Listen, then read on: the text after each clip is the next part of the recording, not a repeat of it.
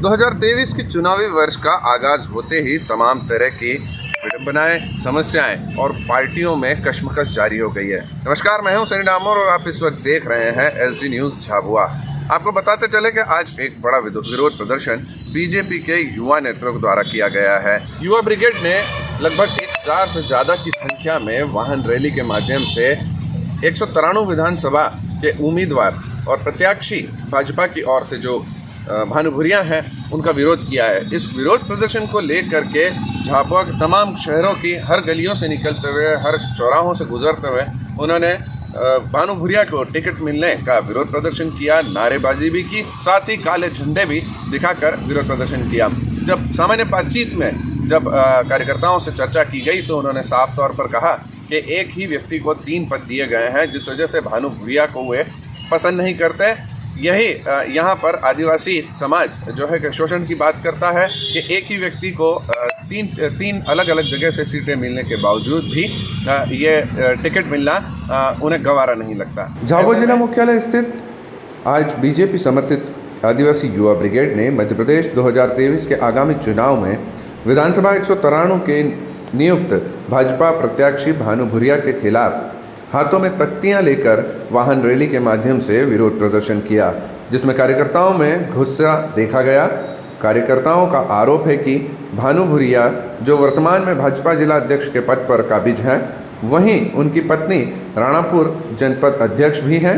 साथ ही स्वयं भानु भूरिया आईटीडीपी जैसे महत्वपूर्ण पद के साथ कार्यरत हैं। विरोध प्रदर्शन हम इसलिए कर रहे हैं कि हमारी पार्टी ने गलत व्यक्ति को टिकट दिया है, क्योंकि कुछ व्यक्ति के पास पहले से 3 पद है। स्वयं जिला अध्यक्ष है, उसके बाद में उसकी पत्नी जनपद में अध्यक्ष है, राणापुर में, उसके बाद में आईटीडीपी अध्यक्ष है, उसके बाद में फिर विधानसभा का भी उम्मीदवार बना दिया है। तो हम 20 साल से कार्यकर्ता संघर्ष कर रहे हैं, उसका क्या होगा? कम से कम कार्यकर्ताओं को ही टिकट मिलना चाहिए कायदे से, इसलिए हम इसका विरोध कर रहे हैं। और अगर मांग पूरी नहीं करते हैं आपकी, अगर उम्मीदवार नहीं बदलते तो ऐसी स्थिति में क्या करेंगे आप? ऐसी स्थिति में हमारे जो कार्यकर्ता विचार करेंगे, उस हिसाब से हम चलेंगे। पूरे कार्यकर्ताओं का संगठन है हमारे साथ, और संगठन के माध्यम से हम काम करेंगे। आगे की रणनीति अगर नहीं बदली जाती है। ऐसे में कार्यकर्ताओं का आरोप है कि पार्टी के अन्य काबिल आदिवासी नेताओं को नज़रअंदाज किया जा रहा है। वहीं भानु भूरिया पूर्व विधानसभा चुनाव में हार का मुंह भी देख चुके हैं और ऐसे में उनके विरोध में किए गए प्रदर्शन में खासी भीड़ भी उमड़ी। उन्हीं के गृह ग्राम के कई लोग उस विरोध प्रदर्शन में देखे गए। इस विरोध प्रदर्शन से ये साफ जाहिर होता है भाजपा भी गुटबाजी से अछूती नहीं रही है और अब भाजपा से घोषित प्रत्याशी पर पुनः विचार की जरूरत है या कार्यकर्ता की नाराजगी बातचीत से दूर करने का प्रयास होगा।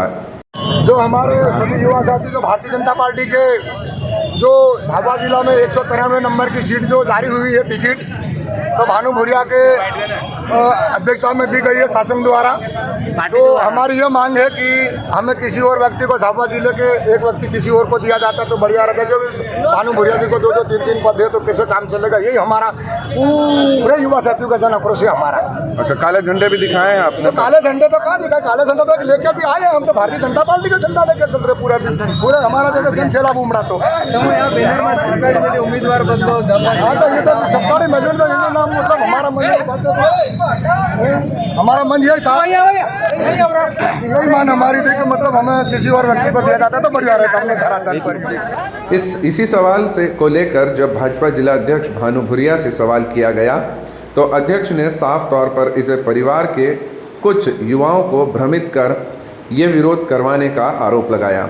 वहीं कई जनप्रतिनिधियों द्वारा विरोध करने के सवाल पर भूरिया का कहना है कि मेरे परिवार में अगर 3 दायित्व दिए गए हैं तो ऐसे में मैंने तन मन से पार्टी की लगातार सेवा की है और निर्विवाद कार्यकाल दिए हैं।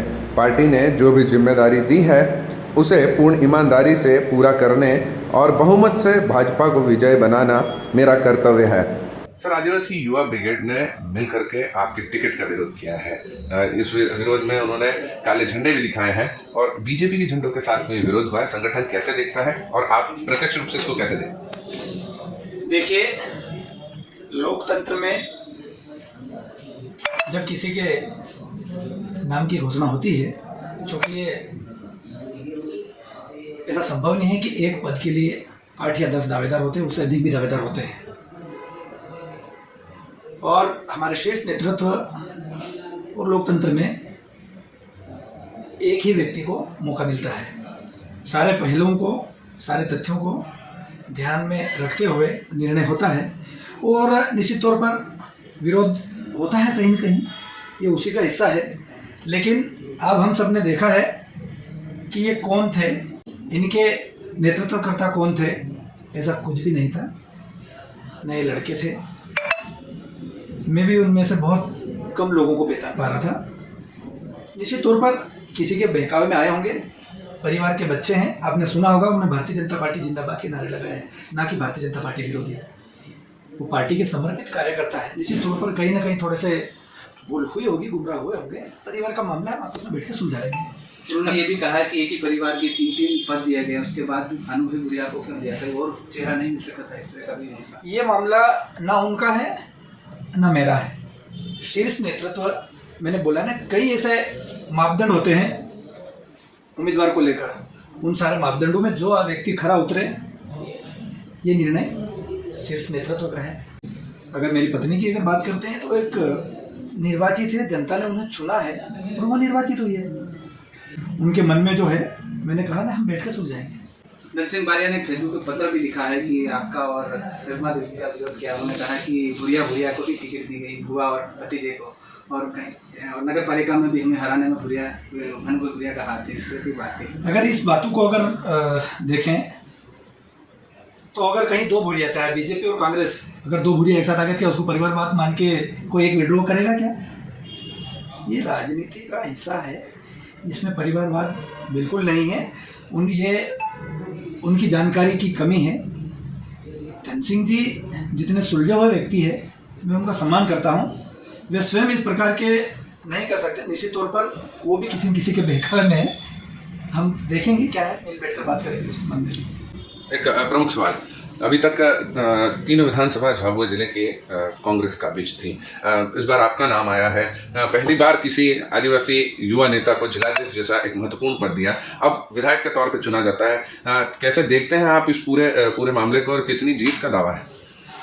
निश्चित तौर पर मैं पहले ही बोल चुका हूँ कि कौन उम्मीदवार किस प्रकार से फाइट कर सकता है, किसे जीत सकता है। हमारे शीर्ष नेतृत्व माननीय अमित शाह जी के निर्देशन में कई ऐसे मापदंड, उन मापदंडों में जो व्यक्ति खरा उतरता है, जैसे ही मुझे उम्मीदवार बनाया तो कांग्रेस पार्टी और उनके जो संभावित उम्मीदवार कह सकता हूं मैं, उनकी भाषा शैली, उनकी जो बौखलाहट थी, वो बौखलाहट बता रही है कि भानु भुरिया कितने अंतर से जीतेंगे। मेरी जीत का दावा खुद कांग्रेस ने किया है, ना कि मैंने। लेकिन उसमें हाँ में हाँ विक्रांत भुरिया ने भी मिला दी, जब उनके जो बयान है उससे ये साबित हो गया कि हमको जीतने से कोई नहीं रोक सकता। ऐसे में देखना होगा कि सरकार अपना निर्णय बदलती है या युवा ब्रिगेड को समझाने में भानु भुरिया समर्थ रहते हैं। कैमरा पर्सन राकेश पोद्दार के साथ सनी डामोर, SD न्यूज़ झाबुआ।